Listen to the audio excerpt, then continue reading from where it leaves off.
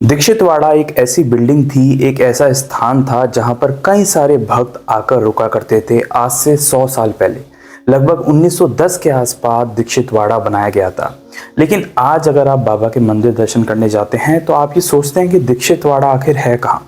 HS. Dixit यानी कि हरी सीताराम दीक्षित, जो कि लंदन में पढ़ाई कर रहे थे और किसी सिलसिले में वहां पर थे, उनकी मुलाकात एक मित्र से हुई जिनका नाम था नाना साहब चांदोरकर।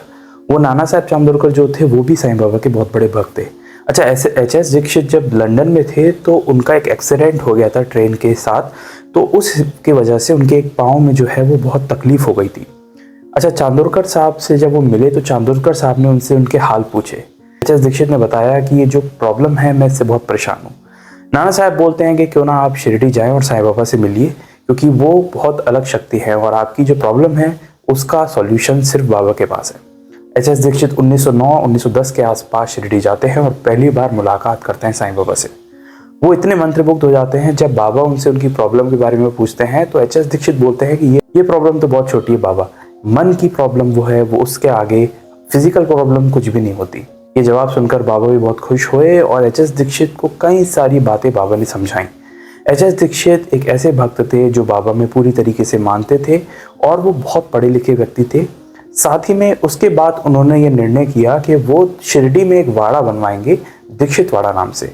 अच्छा, दीक्षितवाड़ा शिरडी में बनाया गया और उसका जो फर्स्ट फ्लोर था उसमें उन्होंने एक कमरा ले लिया जो सिर्फ उन्हीं के लिए था। मतलब वो उस एक कमरे में रुकते थे और जितना बड़ा वाड़ा बना था वो पूरा वाड़ा उन्होंने भक्तों के हाथ में सौंप दिया।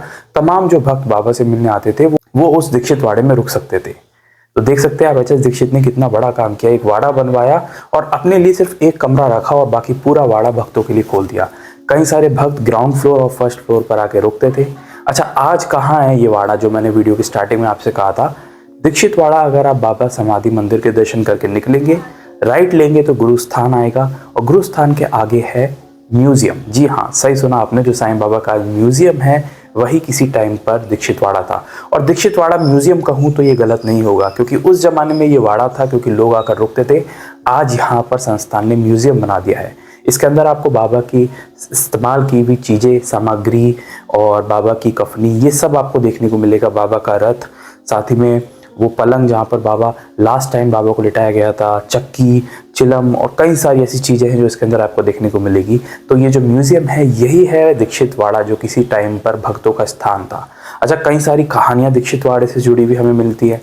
एक तो ये थी कि बाबा ने दीक्षित साहब को कहा था कि आप 9 महीने तक बाहर मत निकलिएगा, और बाबा ने अलग अलग ग्रंथ पढ़ने को दिए थे। और ऐसा कह सकते हैं 9 महीने की ये तपस्या बाबा ने करवाई थी, जिसमें दीक्षित साहब जो है दीक्षितवाड़े के फर्स्ट फ्लोर पर बंद रहे थे 9 महीने तक। अच्छा, एक और कहानी हमें जानने को मिलती है। उस कहानी के हिसाब से जो हेमाड़ पंत जी हैं, जिन्होंने साईं सच्चरित्र लिखी थी, वो भी दीक्षितवाड़े में आकर रुके थे और कई समय उन्होंने दीक्षितवाड़े में भी बिताया था। एक बात और जानने को मिलती है, वो ये है कि जो एक भक्त आए थे जो दीक्षितवाड़े में रुके और वो ग्राउंड फ्लोर पर रुके, और उनके मन में ऐसा विचार आया कि जो पैसे वाले, जो अमीर लोग होते हैं, सिर्फ वही रुकते हैं फर्स्ट फ्लोर पर और हमें तो सिर्फ ग्राउंड फ्लोर मिलता है। ऐसा विचार आया ही था कि द्वारका माई में बाबा ने बोल दिया कि इन महाशय को दीक्षितवाड़े के फर्स्ट फ्लोर पर ठहरा दो। यानी कि बाबा ने उनकी मन की बात पकड़ ली और बाबा ये जानते थे और सभी भक्त ये जानते थे, दीक्षितवाड़ा जो है हर एक भक्त के लिए उतना ही इम्पोर्टेंट है और वो निवास स्थान है। वहाँ कोई भी आके रुक सकता था और जिस पर कोई भी प्रतिबंध नहीं था। इस वजह से जो ग्राउंड फ्लोर और फर्स्ट फ्लोर है दीक्षितवाड़े का इस्तेमाल किया जाता था, जहाँ पर बाबा से जुड़े हुए जो भक्त हैं वो आकर रुकते थे। एच.एस. दीक्षित को साईं बाबा ने कहा भी था कि ये जो दीक्षित साहब हैं इनको मैं अपने विमान में ले जाऊँगा इनके अंत समय में। आज ये वाड़ा म्यूजियम के नाम से जाना जाता है और जो ये म्यूजियम है ये आपको समाधि मंदिर से आप निकलेंगे जैसे ही वहीं पर देखना चाहिए। और म्यूजियम के साथ साथ अपने दिमाग में ये भी बात रखना चाहिए कि किसी टाइम पर ये दीक्षितवाड़ा था और ये इतनी खास भूमि है जहाँ पर बाबा के भक्त आकर रुके थे।